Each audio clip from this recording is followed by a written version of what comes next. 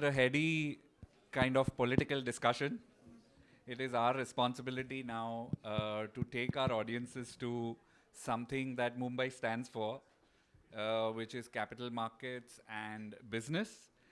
And I'm going to just not spend too much time on giving a backdrop of what is happening. You all know that stock markets currently, we are at a in terms of market value, we are at a very dizzy height. And there is a lot of froth in the market, is what most of the experts are talking about. We will just straight away begin by asking our guests today, what exactly is going on in the markets? Can you just explain to our audiences, is it the right time for anybody to get started, or you have to just wait and watch what happens in the market? Devina first. Hi, so am I audible? Is the mic working? Yeah. Okay. So Raja said that there's froth in the market. I would like to temper it by saying there are pockets in the market where there is froth. So if you look at the mainstream, large cap, those kind of stocks, those kind of indices also, I do not think we are at particularly, worrisome levels. They're not that there cannot be interim corrections. And I'm a very data-driven person, so if you look at the data, let us say from the time the Sensex started, which was 40 plus years ago, equity markets have compounded at about 15%, give or take. And so that's what's in our mind, that equity markets give that kind of compounding. But if you look at how volatile those returns are, we know that equity markets are volatile, but they're volatile not just on a 1 or 2 year basis, they're whole decades which are very different. And 2010 to 20 was a decade where you got very suboptimal returns. If you had put in 100 rupees at the beginning of the decade, in 10 years, that 100 rupees would have become 230 rupees, barely more than what you would have made in a fixed deposit. And contrast that with, let's say, 1980, if you had put in 100 rupees in 10 years, it would have become 700. So that underperformance for a whole decade is what created the room for the market to go up. So while in the last 4 years or so, the market has gone up handsomely, it is still not at levels where it is way above the trend line. In fact, it's not even at the trend line. So that's one part. But the areas of the market where there is froth, so a lot of the stocks that you hear about, very small cap, micro cap, certain industries, IPO market, those are the areas where you need to be careful. And I always tell people say, what's the easy way to find out where there is froth in the market? And I say the easiest rule of thumb is that the areas where you see a lot of thematic funds, thematic schemes being launched, new fund offerings coming, that is typically when that theme is topping out. So that's a good rule of thumb to follow, because most thematic funds are launched when that theme is close to the highs. If you go back to, let's say, 2021, a lot of NASDAQ ETFs were launched in India, ETS fund of fund, and then the NASDAQ went down 40%. So be careful wherever, whether it is small cap or whether it is this. Sometime back, there were a lot of these defense and PSU and power and those kind of funds. So be careful in those areas. So if you've made money, book the profits and put it in a steadier portfolio. However, I'm still not advising that you sit in cash. Simply because there's a cost to sitting in cash, you might miss out on an up move. I mean, if I look at my PMS, we for the past 6 months, we thought there could be volatility. So did we go into cash? No, we just hedged. So we bought insurance in a sense, and which was good. If we had gone into cash, we would have missed out the entire move from March to now. So insurance has a cost, but better to pay that 1% cost rather than put 20% in cash and then find the market has gone up and you were left behind. So wonderfully, Devina has just described what the situation is, and she still doesn't think that the entire market is right up there from where you should be scared. But there are pockets in the market that are frothy, because if someone is starting today, considering the backdrop that the picture that she has painted, what is it that you would tell people they should do? There's this concept of asset allocation. I mean, if somebody has managed to successfully save money and they have money to invest, if they are starting today, what should they do? Uh, you see, the concept of asset allocation actually has been very well promoted, talked about. But I think the essence of asset allocation is not the asset allocation itself, but the discipline behind the asset allocation. Too often we realize people, and this is across all investor levels, whether it's an individual, family office, corporate treasury, there is always a tendency to skew towards, a particular asset class just because you're getting better than optimal returns there. So I think the point about asset allocation is that you need to sit down with an advisor and make sure you have a good advisor who stops you from going overboard. I think that is the first part. What would I advise people to do? I think to just pick up a thread from what Devina was mentioning. If you come out of equity, where will you go? This is probably the world's most exciting equity market at this point. I think it's time now to start looking at factors. For the uninitiated, there are factors like value, momentum, quality, size, and I would urge you to just look at it. But what has happened is, and this is again to quote data, every time the world comes out of a global crisis, typically there's a gush of liquidity which comes in, and value starts doing very, very well. So you look at 2000, you look at 2007, 8, you look at 2020, 2 to 2.5 years, you will find value doing very, very well. And then quality makes a comeback till the next crisis. So what is happening right now is there's quite a bit of froth in the value stocks. And I think you alluded to that in terms of certain thematic stocks. And this is typically what happens. But quality, companies which are growing year on year, steady cash flows, good dividends, low leverage, I think they've been unrecognized, under-recognized, underperforming for the last 2 to 3 years. So it would be a good idea to actually start looking at that. Okay. And last but not the least, people still insist that, I think I'm very worried about equity, markets will crack, and I think this happens every time. Famous last words like this. And in this country, I think everybody is either a cricketer or a Bollywood commentator or a stock market expert, right? Yeah. So you really can't fight that. But if you do want to get out of equity, okay, I think the options at this point of time, and again, as per your asset allocation, could be gold. Gold is a very effective hedge or reasonably effective hedge. Could be some parts of fixed income. Definitely not cash. I think this is a country to stay invested in despite what the volatility is happening at this point of time. Right. I'd like to just add some things on asset allocation, especially since this is not an audience of investors per se. Asset allocation means that you must know how, and before doing asset allocation, you must know, as I always say in Google Maps, you don't just put the destination, you also have to put the starting point. So know where your asset allocation is. So what is asset allocation? You have an equity bucket, which is stocks that you own as well as equity mutual funds. You have a fixed income bucket, which is fixed deposits as well as fixed income mutual funds. Then you have gold or silver, you have real estate. So first know where all of this is. Then depending on what your horizon is, what your goals are, you decide where you want to invest, because this is also, if you're not a professional investor, this should also, sort of calm you down, that most of your returns, 85-90% of your returns come from asset allocation, not from finding that one stock which your friend was talking about in the party. So get this right. Whatever you put in equity should be money you don't need to look at for at least 5-6 years. Don't put something you will need after next year or the year after in equity. However young you are, never put 100% in equity, because you don't know what might come up. That might be a medical emergency. You might want to pay down payment on a house. You might to go abroad for studies. You might lose a job. So have some in other asset classes. And one thing which Indians often forget, that India is not the world in equity markets. India is only about 4% of the world equity markets. And when we talk of asset allocation, you cannot forget the globe. And the globe is not the US either. So you must look at global assets as part of your asset allocation. If you think you can ignore it, let me just give you one number. When I started working, the dollar was 12 rupees. Now it's 83.5.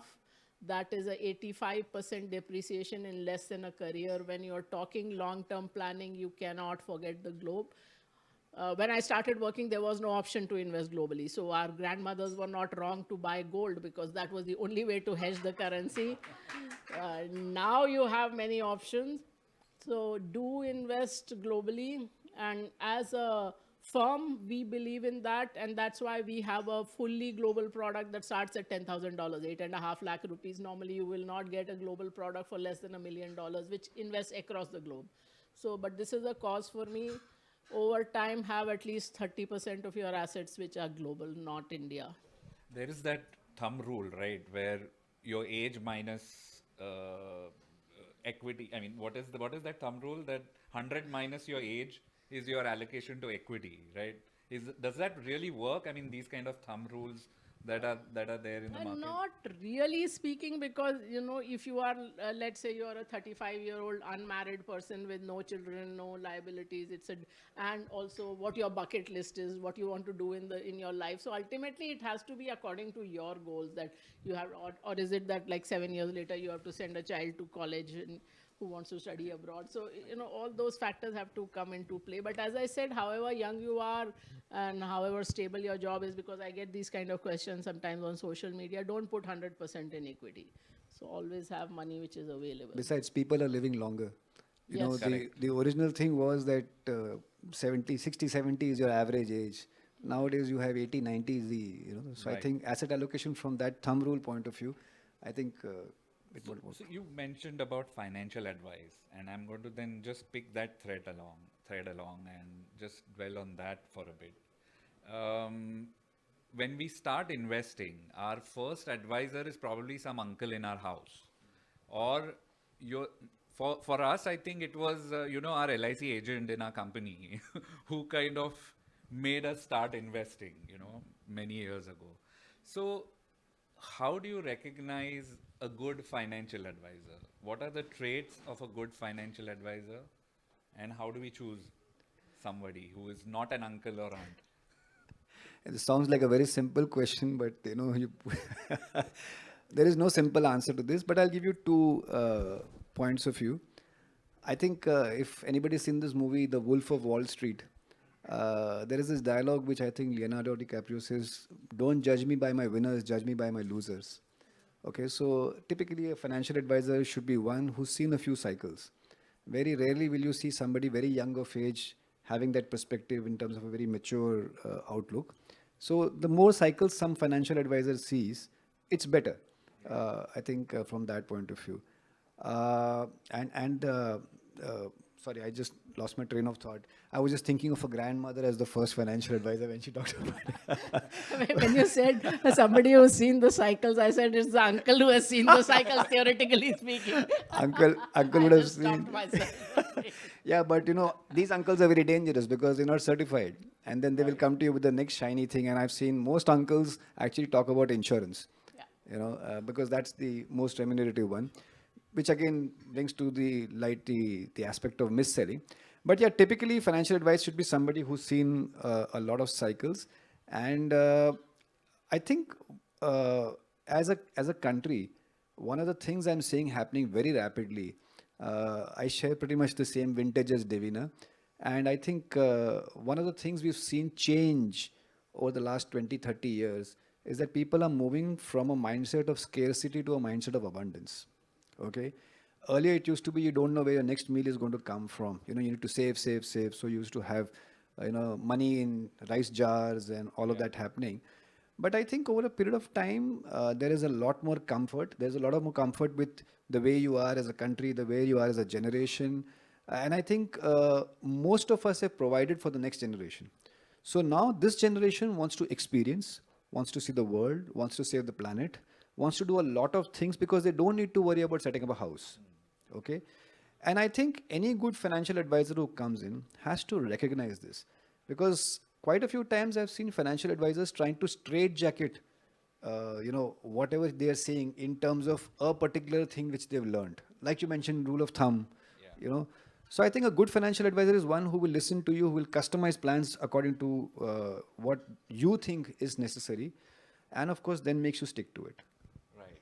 Yeah, I'd like to add to that. Of course, you're right, which is precisely what I was also saying, that even the person at the same age may have very different requirements as to what they want to do, and but I would say in order to choose uh, an investment, and in fact even an investment advisor, basic financial literacy is very important. So there is no way around it that you must be able to understand basic numbers. And I think this should be part of the school curriculum. Maybe we should have said it when Aditya was there, that that we need to really incorporate that, because at the very least you must know how to calculate the internal rate of return, IRR, because otherwise what happens is that you are sold an insurance product as an investment product. You don't realize that how much of your first year money that you give in is just given to the advisor or whoever, to the intermediary. And therefore, instead of starting with 100 rupees, you're actually starting with maybe 80 or even less than that. So unless you can calculate that number, anyone can just show you, okay, this is the kind of return you'll make, and sign here. So be able to at least understand the basics. You don't have to understand nuances of every stock on the market, but at least know financial basics, because otherwise you will not be able to judge who is telling you something. And if possible, of course, always this is a problem. It's called the agency problem, that the person telling you the advice has a different payoff from you. So they will advise according to what gives them the highest fees or the highest cut. So this is an issue. If possible, you should know how much cut that person is getting, which is not always possible, but at least you can find out what you are likely to get and be able to calculate that. Aren't they supposed to disclose whether they are getting remunerated by the Yeah, so product? I mean, but most people will not even ask. They will not know to ask. That's why I'm saying that if to whatever extent you can find out how much they are getting compensated and which product is more lucrative for them, which may not be more lucrative for you. And this was mentioned, mis-selling. So mis-selling is at many levels. So this is like you will find retiree going to the bank with their PF and being sold an insurance product there, because that makes money for the banking relationship manager. So just because somebody looks nice and comfortable doesn't mean that they'll necessarily give you the right advice. Even to an extent, I would say most thematic funds in the market are mis-selling, not in a deliberate sense, but the fund manager well knows that this theme has really run most of its course and it will not make money for the investors, but it will gather assets for them, it will make fees for them, and that's why that new fund offering comes up. So those things you have to keep in mind. So you will have to educate yourself at least to an extent in order to even judge who's telling you the right thing. You wanted to add something to it? No, I was listening to her, and I think I agreed to one point is that what is more dangerous than illiteracy is financial illiteracy. Okay, in illiteracy, you may not be able to read or write, but in financial literacy, you might lose your shirt. And that is a clear and present danger all the while. But what is equally important to know is, the regulatory landscape has completely changed. For example, if you talk about mutual funds, or even if you talk about alternate investment funds, PMSs, one of the key drivers used to be a certain portion of the commission which the agent used to get upfront. Okay, now everything is basis the duration. So whatever you make as an advisor will be to the duration the investor stays. Okay, so that is one. Second thing is that certifications are now mandatory. Certifications are mandatory for the sales teams. Certifications are mandatory now for investment teams. Certifications are mandatory for even principal officers, who are supposed to be the conscience keepers of all of this. Also, what is happening is in certain products, in fact, almost in all products, once the investor buys the product or subscribes to the product, there is a call which happens from the asset management company saying that, you recently bought this. This is just to tell you that this is the product and this is the risk attached to it. And this is all on a recorded line.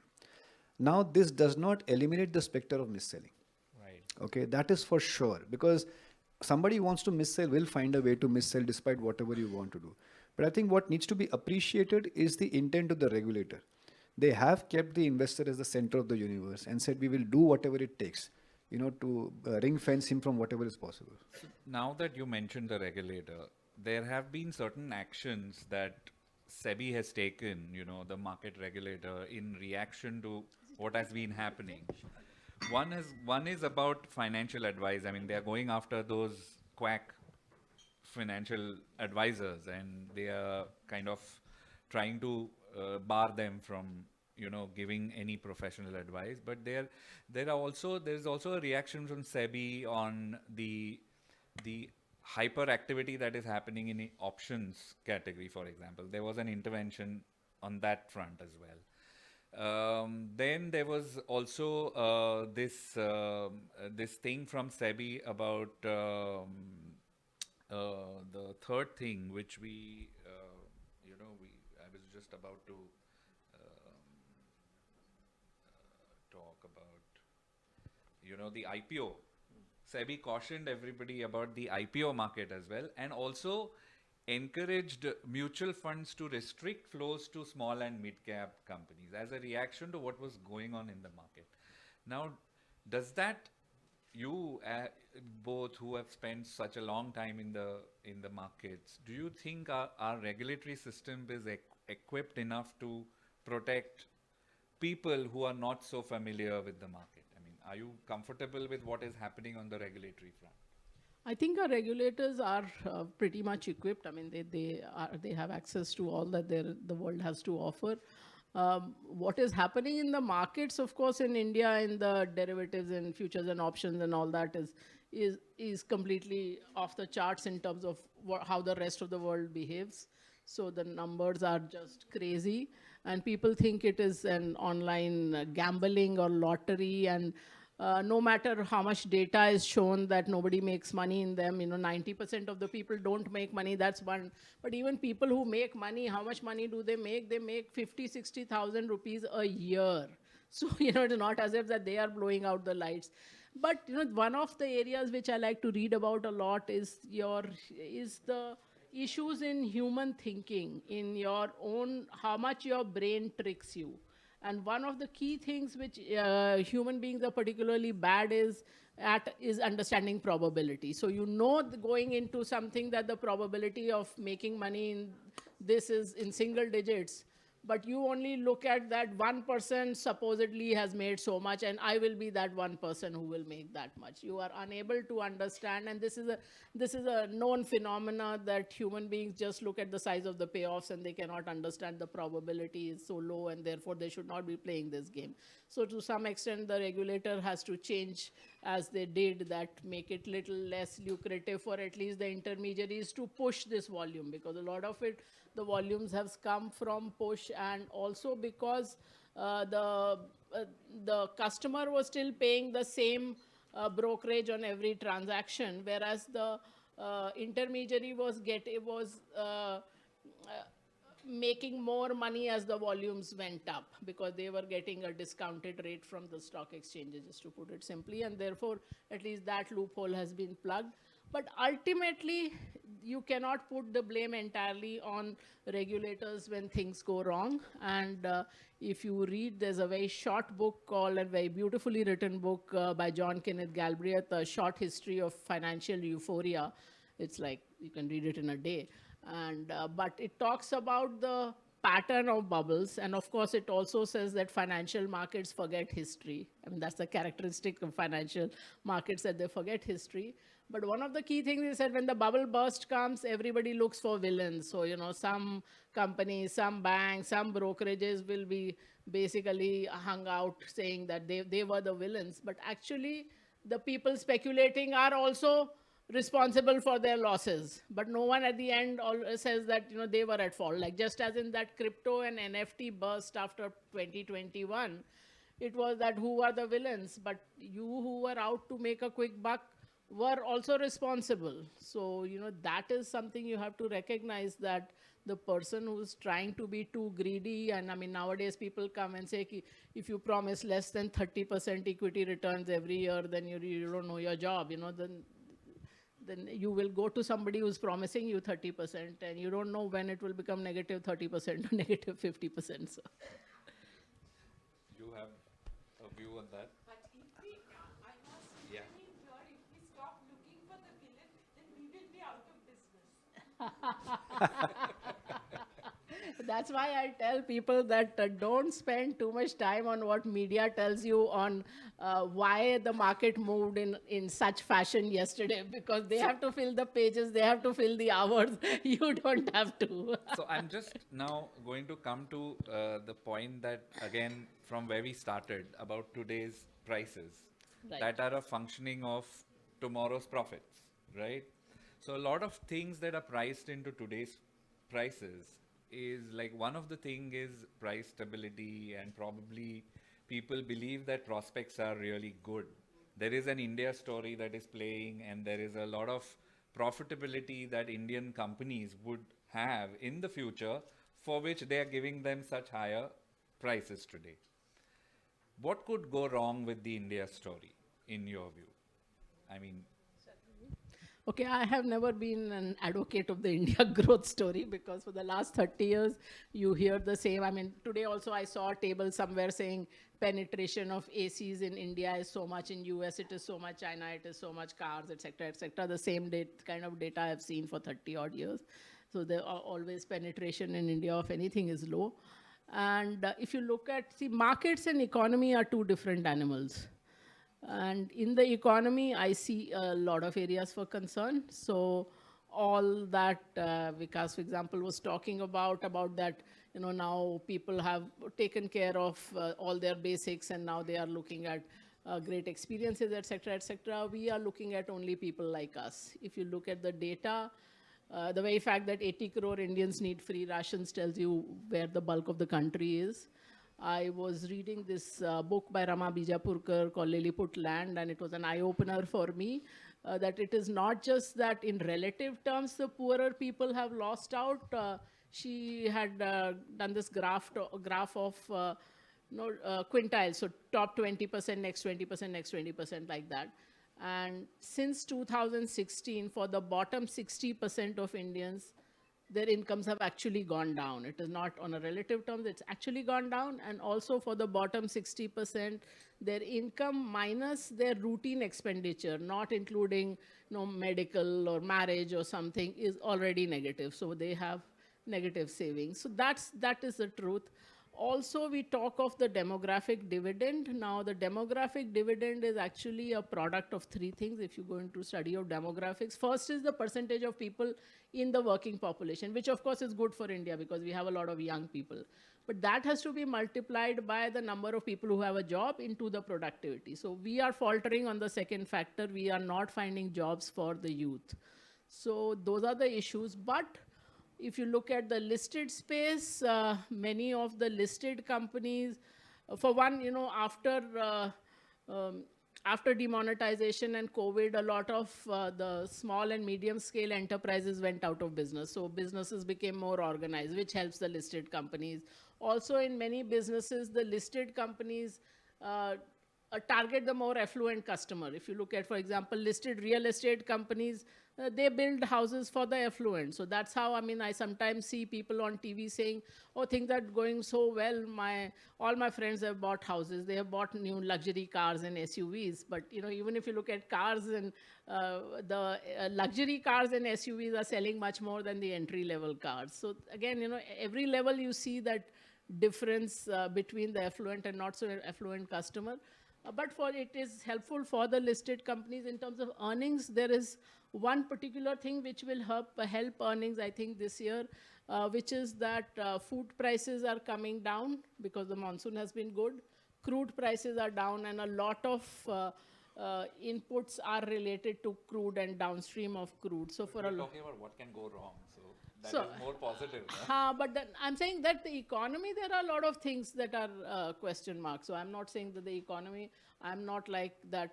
And also that, people also ask me this question, since you talked about the growth, that if India is the best growing economy in the world, why should I look elsewhere? And in the 90s, the fastest growing economies in the world were the Asian tigers, which is all this South Korea, Taiwan, Philippines, Thailand, etc. And then came one fine year in the late 90s when in 1 year all those markets were down between 50 to 90% between the markets and the currency.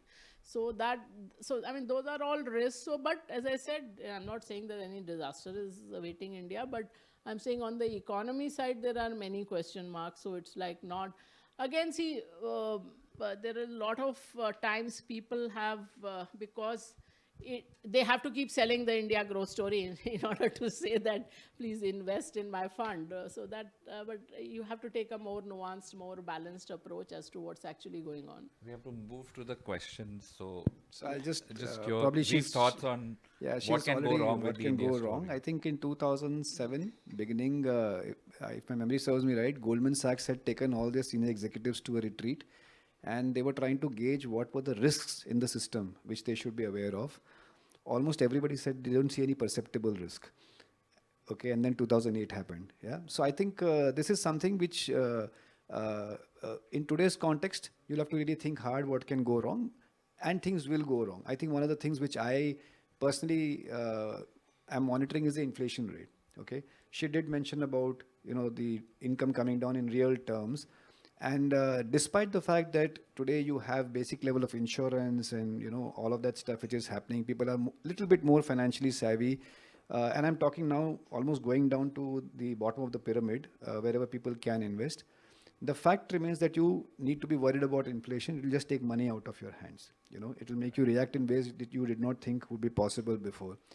The second thing I think is from a corporate point of view, corporates and markets. I think the markets have pretty much finely priced in terms of what most corporates can deliver. And I think anything in terms of earnings shortage or earnings disappointment might affect the markets, and it begs the question what might lead to earnings disappointments.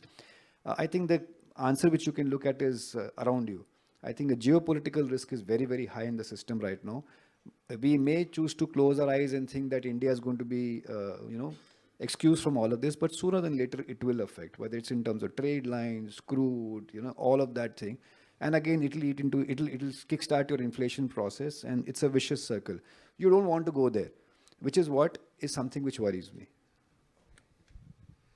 So I guess from what the two learned guests have told us, I think they have given us a nice picture of where things stand right now, what could possibly are the pitfalls that are going to be lying ahead, and they also spoke about what could go wrong with the India story.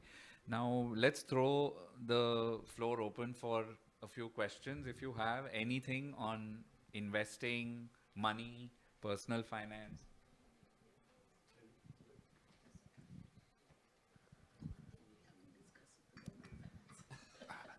Hi, good evening. My name is Shomit. I'm a financial planner. My question is to both of you. First, regarding the NFO. Now we see a string of NFOs on the manufacturing theme coming up. This has kick-started prior to election when one of the AMCs launched their manufacturing fund, which was followed by the finance minister's speech that manufacturing is the next sector because it will solve a lot of India's structural problems like employment, job, and all those things.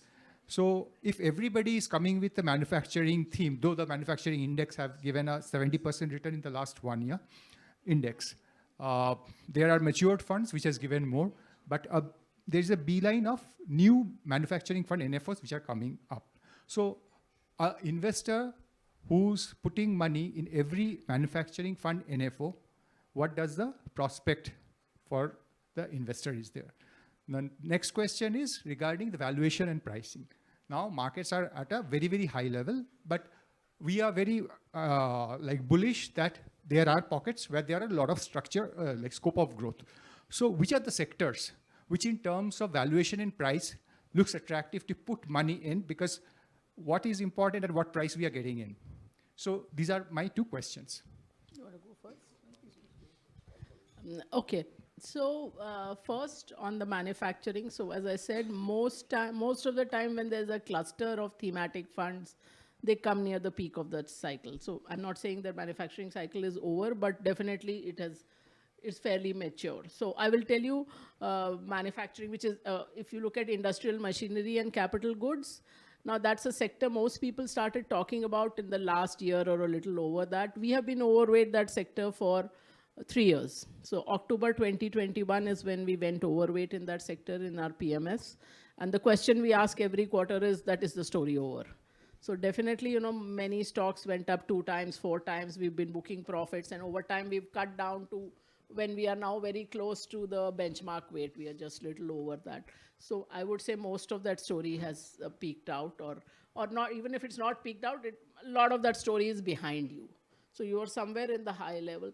Now see, one thing is that thematic funds come near the peak of that theme. That's one point. The other point is, as I said, most of your returns come from asset allocation, and within equities, they come from that should I be in small cap or large cap just now, or like what was spoken about in terms of value versus growth. Should I be in value or should I be in growth? Should I be in pharma or should I be in IT today? So once that question is, that's where most of the value addition is. So if I'm leaving that to the investor, to the person on the street who has no better information, then what value am I adding? So that's why, like for instance, we never have anything other than a pure equity and a pure multi-asset product, because we think that's where the main value addition comes, that should I be in this industrial machinery or should I be in banks? If I'm leaving that decision to you, that right now I should get into manufacturing and I should get out of manufacturing after 6 months, then what value am I adding?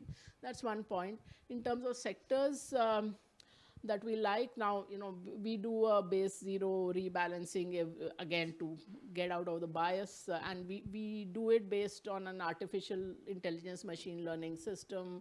That's another story, and of course it's not a black box system, but it does a lot of the heavy crunching for us. But last change which we made, we are quite overweight pharmaceutical and healthcare. We are quite overweight auto components. We are slightly overweight industrial machinery still. Last time we went little overweight IT. We've added some chemical stocks.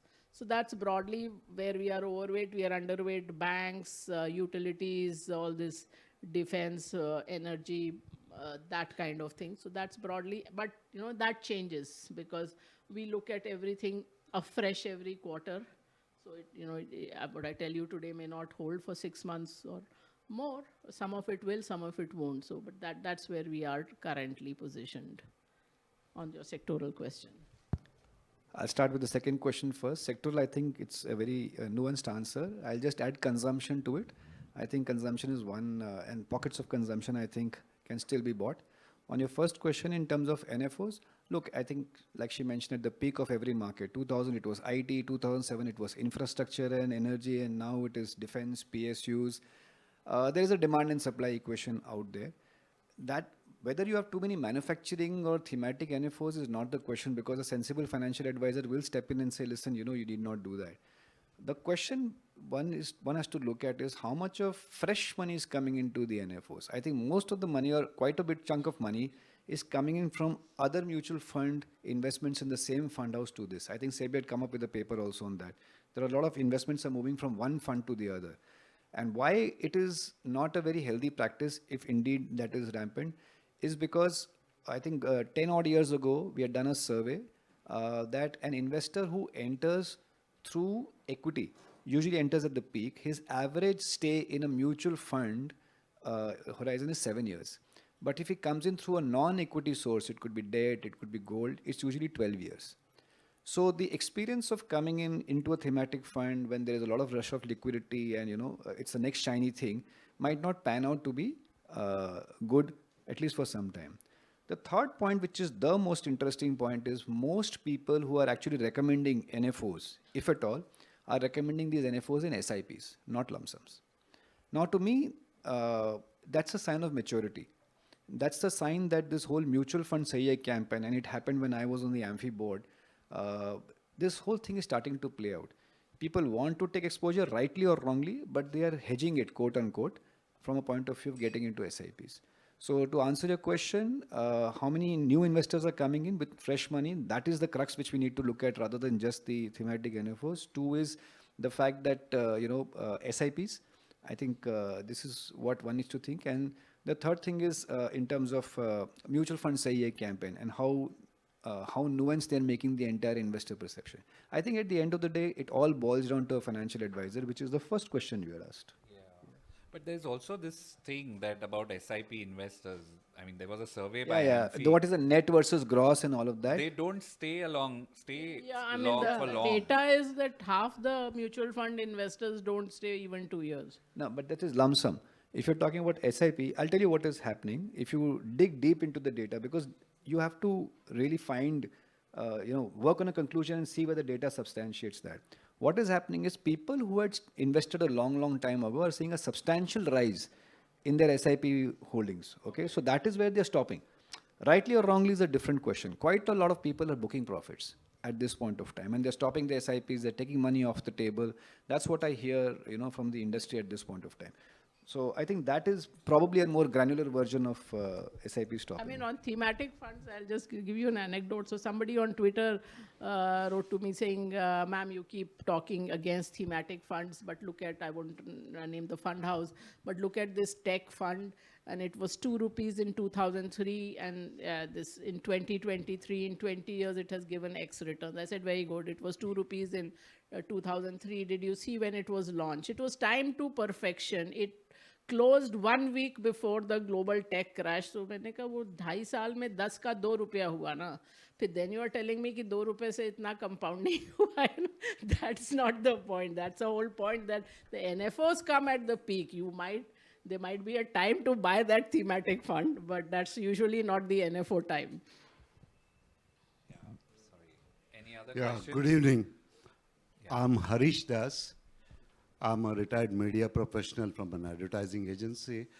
I address this question to both you speakers. In this tech-driven world and survival in the rat race, do you mean to say the traditional investor of banks, post office, and all those things is going to die down with the... I mean, I don't understand anything of the present day SIPs and all IPOs, nothing. But do you mean to say they will be totally obsolete? They will no longer survive the traditional investors? I would like to say, as I said, in the asset allocation, you should not put 100% in equity. So you should put something in that fixed income, which is all those postal savings or whatever. I don't know the tax implications of each of the traditional schemes, but basically you should have something in fixed deposits or some kind of saving schemes and so on, and not put 100% in equity. So it's not as if that you should not look at that side at all, but that should not also be the bulk of your savings, especially when you are young and you have to, because compounding is important. Many of those assets don't give you much more than the inflation rate, if at all up to the inflation rate also. So as I said, don't be at either end of the risk spectrum, because when you take nearly zero risk, then you get no compounding if you want to build up a corpus up to retirement. And on the other hand, don't say that I will become a day trader or a crypto trader or this and that either. So be somewhere in the middle, take a balanced approach. Yeah, I thank you. I just, like you said, the dollar rate, when I also understood, it was 16 rupees then. I do understand, but I still get afraid of this type of investments. I don't know whether it's unconfounded fear. So, yeah, I think it is all got to do with what you're investing for. Okay, is it a near-term requirement? Is it a long-term requirement? Because typically in a long-term requirement, which is 3-5 years plus, willy-nilly a fixed income investment will not work. It's probably an equity or a hybrid fund which will really do well for you. Second thing, sir, is I think I started off by saying initially about this mindset of scarcity versus mindset of abundance. What I also meant from that point of view is adapting and evolving. I think it's been 30 years since mutual funds have been launched in this country. And the growth has happened primarily because people have seen a lot of value in the mutual fund segment. And these are not necessarily either debt or equity. There are several alternatives available. What I would recommend is you get a good financial advisor who will sit down with you, who will map your requirements, who will map your cash flows. To my mind, more and more retired people are getting into long-term equity. You know, it might seem like a paradoxical statement here, but this is actually a fact. The general belief is that whatever your work life is, that is the time of, that is going to be the time you're going to spend after retirement also. So you need capital growth. You need to create wealth for yourself and not necessarily depend on conventional, quote unquote, high yielding investment opportunities. So that's Yeah, what your it is. point on longevity is actually very right. I mean, my mother has been a pensioner longer than she worked. So, How do you allocate the ratios of allocation? How do you ratio it out in this scenario? In this scenario, yeah. And then please go ahead. Please go ahead. so I mean, it again, as Vikas said, it depends on what your horizon is and when you require the funds, what your goals are. So, If you are talking about like 10 years horizon, so what would be the ratio bifurcation? 10 years is not very long also. So, you're eventually, you may not require all your funds after 10 years. So that's why you have to go through that exercise, that when will you require each tranche of funds roughly. I mean, it may not be exact, but my child will go for college at this stage. I will retire at this stage. So this is where I will need the monies, and then you will have to balance it accordingly. I would advocate if it is 10 years, depending, again, irrespective whatever age you are, you might be 70, but if you can afford to put in patient capital for 10 years, then you should allocate some money to equity. You should not stay away from equity completely because Yeah, equity that in its various definitely. forms is going to give you that sort of wealth creation. Equity hybrid, equity blended, whatever you want to call it. I would say even 10 years, you should have majority to equity, but not 100% to I agree equity. with that. There's an So, anecdote I thought I'll just share. It just struck me. Way back in the day, when we were talking about mutual funds, and we could not even say AMC. Rather, we could not even say mutual fund. We had to say AMC because there were a bunch of PSU funds and an international fund which had spoiled the market for mutual funds. So I remember having spoken to this. I think he must have been 85, 90 at that point of time, and I'd gone to him. And I said, sir, you have such a lot of equity in your portfolio, and I think more than half are not even performing. What are you doing? They've become penny stocks. Please sell them. Now, this is investor psychology, okay? So he listened to me, Raven ran for 5-10 minutes, and he says, okay, how old are you? So I said, I'm 35. बोलता है बेटा आपकी जितनी उम्र नहीं है ना उतना मैंने मार्केट में टाइम गुजारा है. एक चीज याद रखना, बंद घड़ी दिन में 2 बार सही टाइम दिखाती है, इसका भी टाइम आएगा. Now, if that is the mindset, you really cannot fight it. yeah, no, but that's That's not, that really, doesn't mean that's a right no, I'm mindset. not. I'm saying you can't fight it because people come with different mindsets. At that age, if you're still talking about holding on, obviously he had a lot of patient capital with him. But I'm saying to each his own. But as a rule of thumb, you should have equity in your portfolio. That depends again on, as I said, what your goals are, how much do you require, when do you exactly require it. But so we can't give you a number which will be for everybody. So ballpark, if you see $2,000 per capita income is the level through which a country starts getting into a prosperous mode.